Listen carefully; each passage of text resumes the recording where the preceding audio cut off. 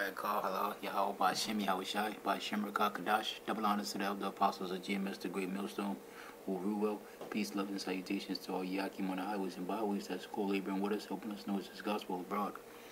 Alright, so, real quick,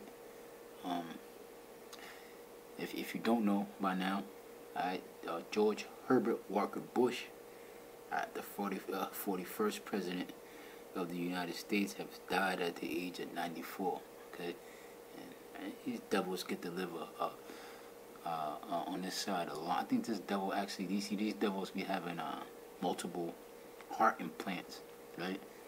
So this devil probably died with some 13-year-old boy's heart. All right, that they done killed in Chicago and harvested his organs. But hey, this show's not even on that, right?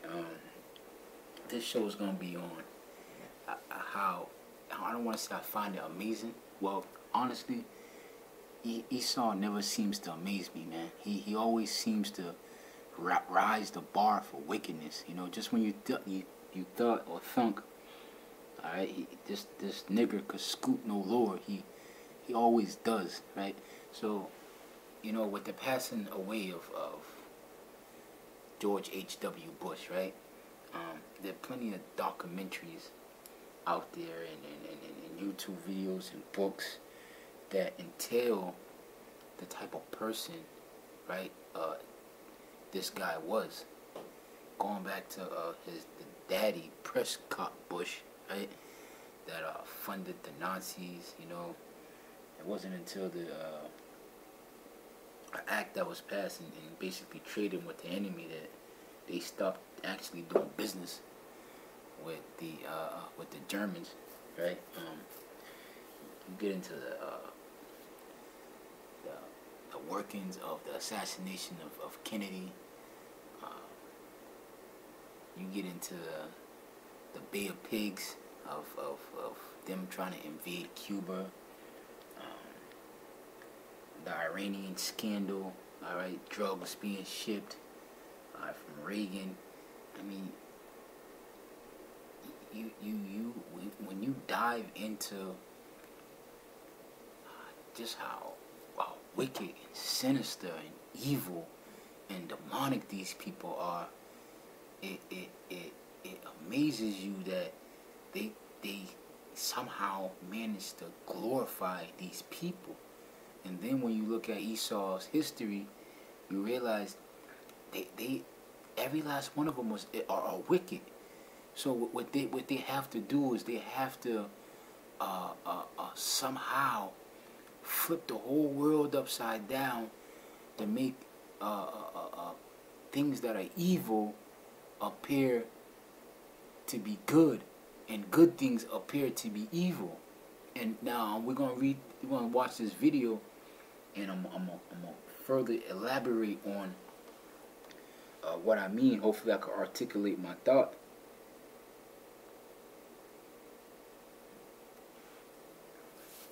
Bonnie and I join with a grieving nation to mourn the loss of former President George H.W. Bush, who passed away last night.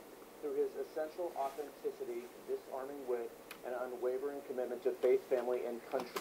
So this is supposed to be a letter that was sent by Donald Trump. First and foremost, these are not the words of Donald Trump, right?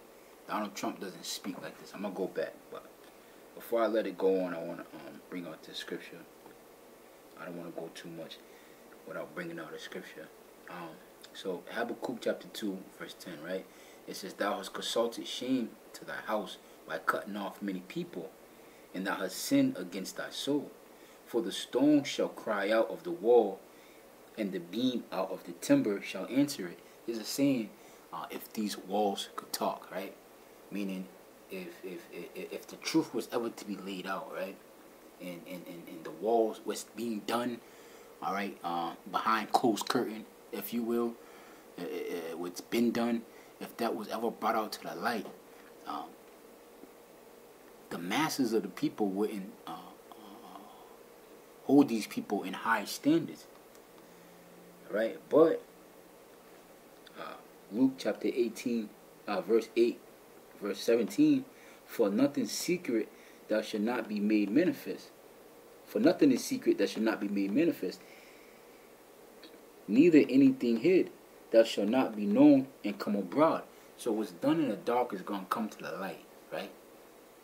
So going back to what I said, going back, and then also going back to Habakkuk, for thou hast consulted shame to thy house by cutting off many people, and hast sinned against thy soul. For the stone shall cry out of the wall, and the beam cry out of the wall, and the beam out of the timber shall answer it, right? Verse, I'm going to jump down to 16. Thou art filled with shame for glory. Drinkest thou also, and let thy foreskin be uncovered. The cup of the Lord's right hand shall be turned unto thee, and shameful spewings shall be thy glory. So shameful spewings is their glory. They're forced, because they're the wicked, to glorify men that are just animals. If their iniquities could be put all on the table, nobody wouldn't worship these men. Nobody wouldn't celebrate Christopher Columbus if you got a glimpse, all right, of 3% of the iniquity from the rape, robbery, and murder, and just the pure malice that he had in his heart. Nobody wouldn't celebrate that holiday. Nobody wouldn't take pride in seeing a man like George Washington, who was a cultist, devil worshiping, slave owner. You wouldn't honor that man. A man like Andrew Jackson, who led the Trail of Tears. Everybody in their history, no matter how you put it, all right, they're all satanic and wicked. They're all satanic and wicked. Now, you have a guy like George W. Bush. When he was in office, all right, he was the dumbest president ever at that time, right? Now that Donald Trump probably beat him out, right? But he was the dumbest president ever. He made a huge mistake, a blunder. Condoleezza Rice and Cole Powell in the gang, Secretary of State, and they invaded Iraq on false pretense, on false intelligence, which it wasn't false intelligence, it was all lies, right? They already planned to go in there, but on what the average American or the average U.S. citizen of the planet Earth would say was pretense of having Saddam having weapons of mass destruction. Then come to find out there were no weapons of mass destruction. So on his watch, alone 500,000 Iraqis put to death behind that, and then several other U.S. soldiers, and a lot of money being spent, a lot of hell caused on the planet. But he will be paraded after his death as an American hero, American president. Say what you want to say about him, but he loved this country and he served great, and he's a man to be respected. Fuck out of here. Fuck out of here. So let's go to this video. President Bush inspired generations of his fellow Americans to public service, to be, in his words, 1,000 points of light, illuminating the greatness, the hope, and opportunity of America to the world. President Trump goes on to say this: President Bush always found a way to set the bar higher. As a young man, he captured the Yale baseball team, and then went on to serve as the youngest aviator in the... You never heard President Trump talk with this so-called speak so articulate, right? You never heard him speak like this. Somebody obviously wrote this for him and put it out there. The United States Navy during the Second World War. Later in life, President Trump says in the statement, he rose to he was in the Navy in the Second World War. This is what they have the glory in. Weaponry, killing, they glory in it. So going back to what I said, they have to make, when they talk about their conquest, he was a great American, he was a great patriot, he served, and they got the people thinking that this is a good thing to be patriotic and he's a hero. No, you're just a killer. You're just a killer. Oh, you looked out for American interests. No, you're a capitalist, imperialistic, psychopathic maniac. That's exactly what you are. There's no... You try to use these words to sugarcoat who you really are. right? But you're just wolves in sheep's clothing. The pinnacle of American politics is a congressman from Texas, envoy to China, director of Central Intelligence, and vice president of 8 years to the President Ronald Reagan. Yes, you were the head of the CIA, right? The vice president of Ronald Reagan. If the walls could talk, and the truth, going back, let me see, Habakkuk, right?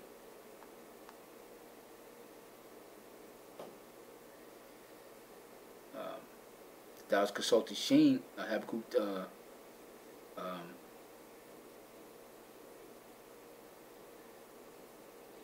2:10, thou hast consulted shame to thy house by cutting off many people, and have sinned against thy soul. And this is there's a lot of blood on this guy's hand, man.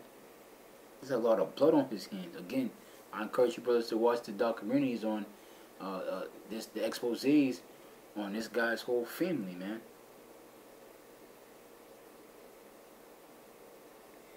The stone shall cry out of the timber, the stone shall cry out of the wall, and the beam out of the timber. Woe unto him that buildeth a town with blood, and establisheth a city by iniquity. Behold, it is not of the Lord of hosts that people shall labor in the very fire, and that people shall weary themselves in the very vanity. For the earth shall be filled with the knowledge and the glory of the Lord, as the water covers the seas. And this is what's happening right now. We're breaking down these strongholds, because we're in for CNN is nothing but a witchcraft for Esau, Edom, starting with the Amalekites, these so-called Jews, to push forth nothing but propaganda to fool the people. Right? And them thinking that these people are good when these people are satanic as hell.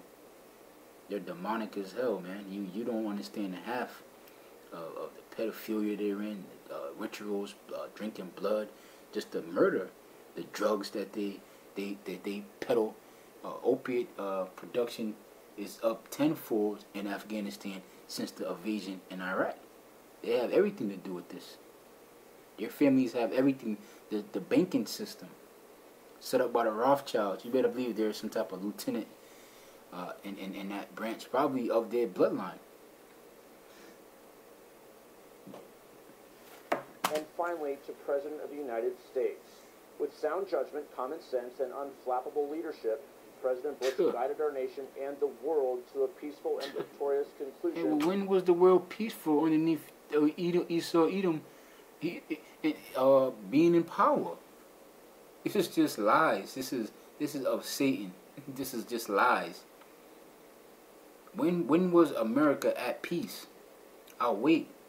She never was at peace. She always was at war. And even when she wasn't at war on the tables, the CIA underneath Bush was somewhere leading some secret operative somewhere in Colombia, right? Trying to invade Cuba, right? In Iran, right?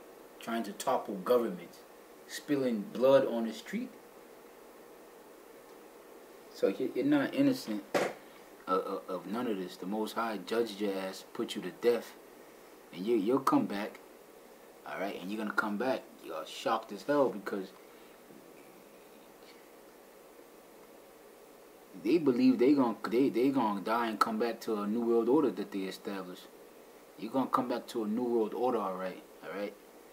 It's gonna be that world order, because really this world order is ancient that Esau is talking about. All right, that's going back to the Renaissance, which was the new birth, which was your world. Esau being the end of the world, and Jacob being the beginning of it that followed. So the real new world order is gonna be YAHAWASHI, the King of Kings, YAHAWASHI Mashiach, leading the children of Israel in this new world to come. All right, and King David, all right, given his throne because he was promised an everlasting kingdom. Okay, the 12 apostles and the elect men. So when you come back, when you be reincarnated, you're gonna get to a new world order, but not the new world order you was expecting. You damn demon. Okay, so that's it. I wanted to get that off. Probably more on this, but CNN fake news. It's nothing but propaganda, and it's being is being exposed. And it's your job, brother, or whoever's watching this video, to do your part. And we're all newscasters now, right? We all have a venue that the Apostle Tahar gave that decree to brothers to do shows. We're not just watchers. All right, the elder apostles don't produce just watchers. The scriptures talk about be ye doers of the word, not just hearers only. So it's your sole duty to upload these videos and push this ministry and push this truth. All right. So with that, I want to give all praises, glory, and honor to YAHAWASHI'S, double honor to the elder apostles of GMS, the great millstone, all welcome, peace, love, and salutations to the hopefully elect. Shalom.